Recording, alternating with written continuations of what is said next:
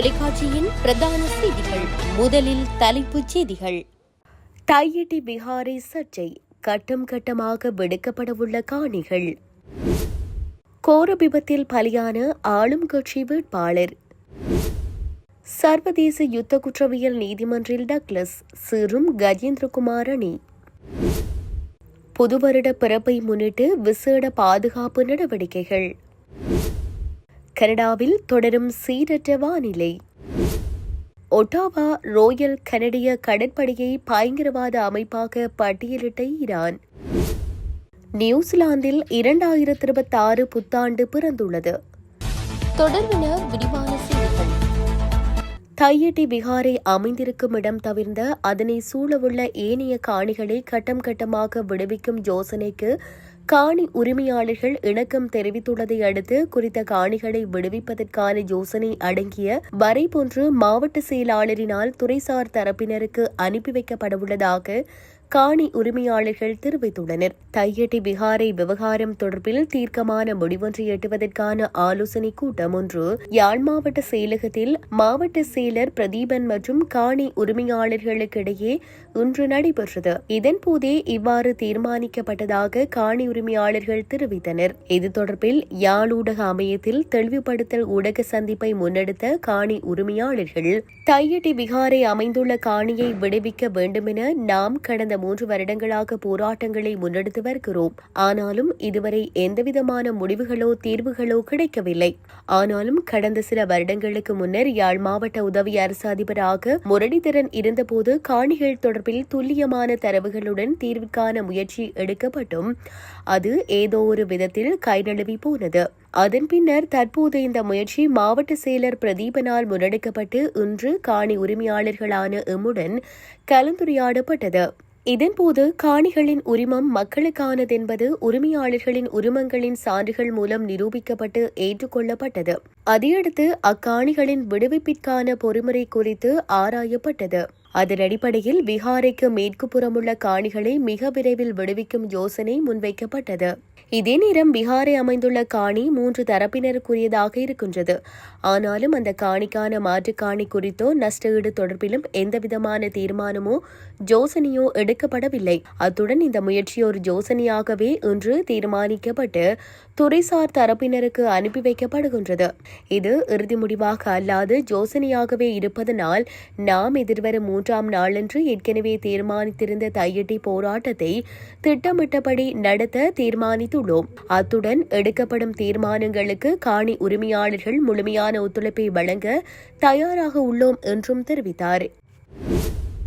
Douglas Devananda சர்வதேச யுத்த குற்றவியல் நீதிமன்றத்தில் நிறுத்தப்பட வேண்டிய ஒருவர் என தமிழ் தேசிய மக்கள் முன்னணியின் ஊடக பேச்சாளர் சட்டத்தரணி சுகாஸ் தெரிவித்துள்ளார். டக்ளஸ் தேவானந்தாவிற்கு சட்டபூர்வமாக வழங்கப்பட்டிருந்த கைத்துப்பாக்கி பாதாள உலக கும்பல் உறுப்பினர் ஒருவரிடம் இருந்து கண்டுபிடிக்கப்பட்டமை தொடர்பில் அவர் கைது செய்யப்பட்டுள்ள நிலையில் சட்டத்தரணி சுகாஸ் மேற்கண்டவாறு கருத்து வெளியிட்டுள்ளார். அவர் மேலும் தெரிவிக்கையில், EPDPயின் செயலாளர் நாயகமும் முன்னாள் அமைச்சருமான டக்ளஸ் தேவானந்தா வெறும் ஆயுத மோசடியோடு மாத்திரம் தொடர்புபட்ட சாதாரண குற்றவாளி கிடையாது. அரசு இயந்திரத்தோடு சேர்ந்து ஒட்டுக்குழுவாக இயங்கி தமிழர்களுக்கு எதிரான பல நூற்றுக்கணக்கான கொலைகளுக்கும் கடத்தல்களுக்கும் காணாமல் ஆக்கப்படுதலுக்கும் வன்புணர்வுகளுக்கும் பொறுப்பு கூற வேண்டிய இலங்கையின் ஆக பெரும் குற்றவாளிகளில் முதன்மையானவர்.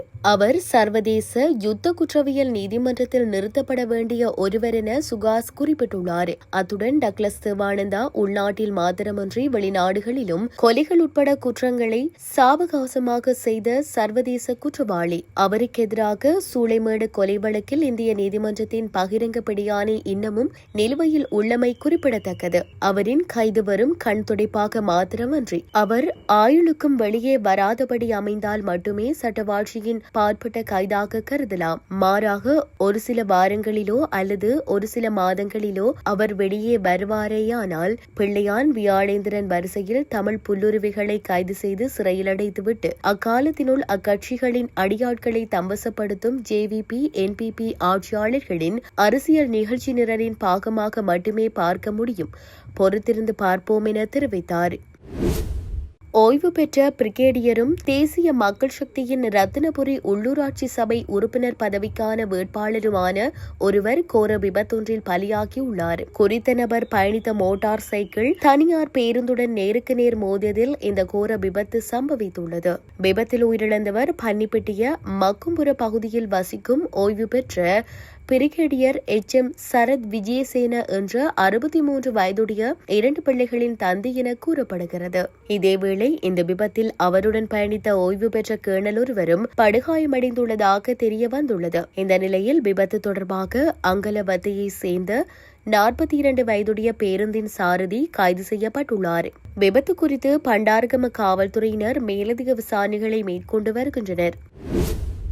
மட்டக்களப்பு மாவட்டத்தில் சகல கிறிஸ்தவ தேவாலயங்களுக்கும் புது வருட பிறப்பு முன்னிட்டு விசேட பாதுகாப்பு நடவடிக்கைகள் முன்னெடுக்கப்பட்டுள்ளன. மட்டக்களப்பு மாவட்டத்தில் உள்ள புளியந்தீவு மரியாள் தேவாலயம், தாண்டவன்படி காணிக்கை மாதா தேவாலயம், ஈஸ்டர் குண்டு தாக்குதலுக்கு இலக்கான சியோன் தேவாலயம் மற்றும் இதர மெதடிஸ்ட் தேவாலயங்கள் என்ன மாவட்டத்தில் உள்ள சகல கிறிஸ்தவ தேவாலயங்களுக்கும் விசேட அதிரடி படையினரின் பாதுகாப்பு வழங்கப்பட்டுள்ளது.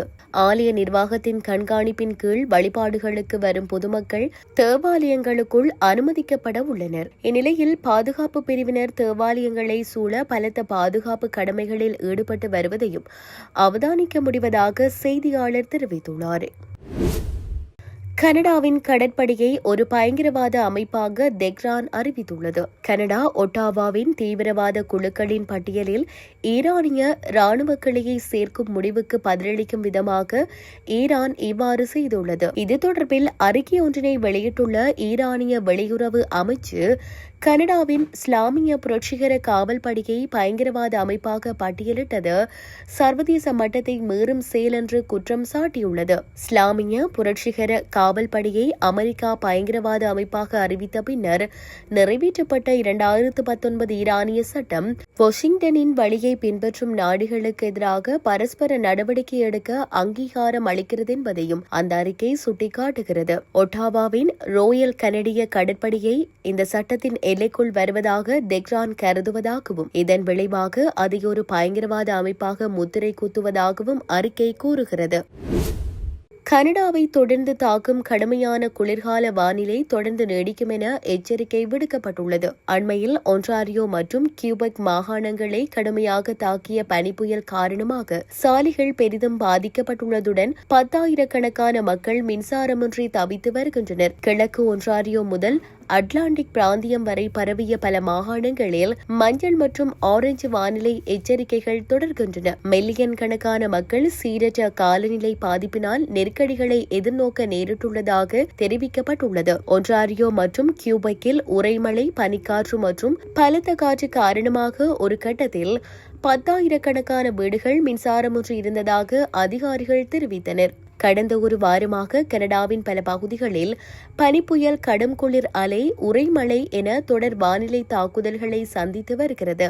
பிரிட்டிஷ் கொலம்பியா மாநிலத்தின் ஹைடாகுவாய் பகுதியில் அதிக மழை காரணமாக ஹைவே 16 சாலையின் ஒரு பகுதி சேதமடைந்துள்ளது. இதனால் தீவின் வடக்கு தெற்கு பகுதிகளை இணைக்கும் முக்கிய பாதை துண்டிக்கப்பட்டுள்ளது.